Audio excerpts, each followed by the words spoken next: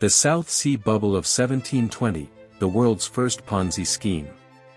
Coronavirus has caused a great deal of stock market turbulence and, somewhat inevitably, comparisons have been made to the volatility caused by the South Sea Bubble 300 years ago.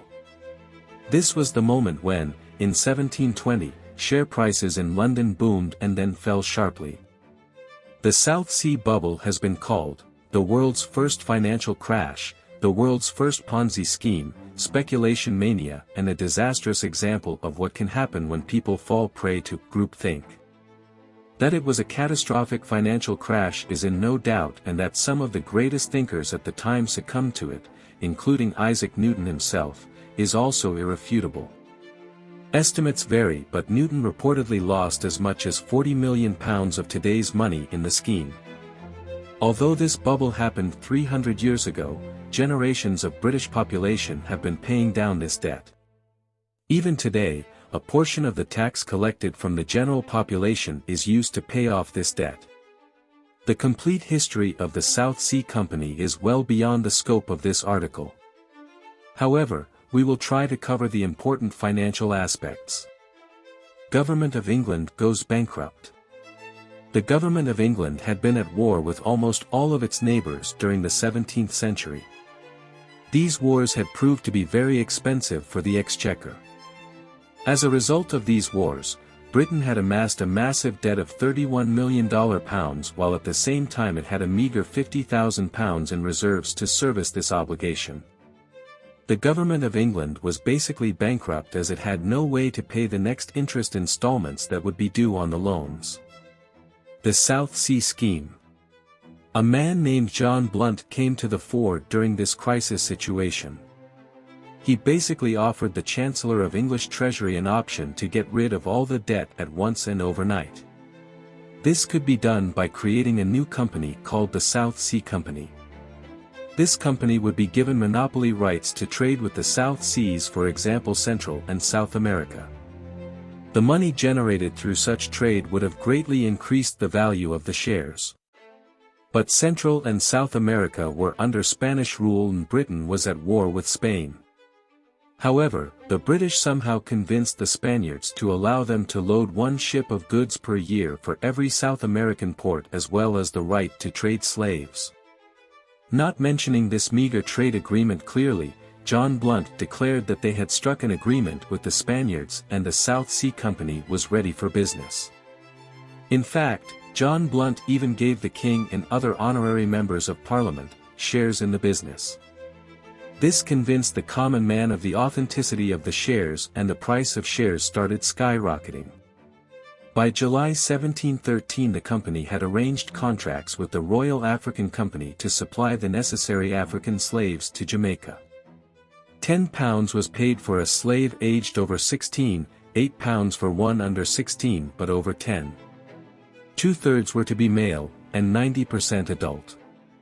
The company transshipped 1,230 slaves from Jamaica to America in the first year, plus any that might have been added, against standing instructions, by the ship's captains on their own behalf. On arrival of the first cargoes, the local authorities refused to accept the asiento, which had still not been officially confirmed there by the Spanish authorities. The slaves were eventually sold at a loss in the West Indies. Despite these setbacks, the company continued, having raised £200,000 to finance the operations. In 1714 2,680 slaves were carried, and for 1,716 to 17, 13,000 more, but the trade continued to be unprofitable. An import duty of 33 Spanish dollars was charged on each slave, although for this purpose some slaves might be counted only as a fraction of a slave, depending on quality. One of the extra trade ships was sent to Cartagena in 1714 carrying woolen goods, despite warnings that there was no market for them there, and they remained unsold for 2 years. Creating excess shares. As the value of each share rose, fewer shares had to be issued to knock off the £31 million of England's debt. Thus John Blunt had authorization to create more shares and simply sell them at the market rate and pocket the profit. That is exactly what the South Seas Company management did. By this time, John Blunt and anybody connected with him had become wealthy beyond imagination. The South Sea Company had a market capitalization which was close to 25% of the British GDP and could be considered to be valued at half the valuation of all companies listed on the New York Stock Exchange today. The South Sea Company did not earn a dime in operations, and yet it was the most valuable company on the planet, keeping the share price up. Since the South Sea Company did not make any money through operations, there was only one way to keep the company in existence, for example ensuring that the share price went higher and higher. Only the sale of new stock could pay the dividend due to old stockholders and maintain the facade of a successful corporation. However, John Blunt had to come with a lot of ludicrous schemes to keep the stock price up. First, he declared that the people only needed to put 20% of the money down to take ownership of the stock and the balance could be paid 2 months later. This created an obscene amount of demand since people were buying 5 times as many shares as they earlier could, therefore raising the prices higher in the process.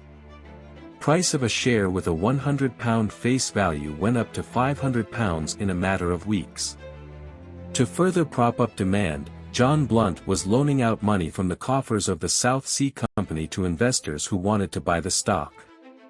Once again, artificially, demand was created and prices were now in the £800 range. Lastly, John Blunt undertook an audacious scheme and started selling shares for just 10% down with the balance to be paid out a year later. This time the stock hit the roof and the price was over £1,000 per share. However, the public soon realized the illusion that they had been living and started to sell off their holdings. As the prices began to collapse, John Blunt offered investors an insane 30% dividend on their stock every year for the next 10 years. This desperation by John Blunt confirmed the public fears that the South Sea Company was a gigantic bubble. A massive sale of the stock began to take place, and within 3 weeks, the £1,000 share was basically worthless. Many people had lost their life savings in the South Sea bubble. Bankruptcies were rampant as many common people had extrapolated the trend of South Sea's past success and had borrowed money to invest in the company, hoping to make a windfall gain in the process. Of course, the windfall gain did not happen. Instead, the British middle class was simply wiped out and burdened with debt, which is still being paid out from tax revenues 300 years later. Well, thank you so much for watching. If you enjoyed today's video, please give it a thumbs up and subscribe our channel for more content like this.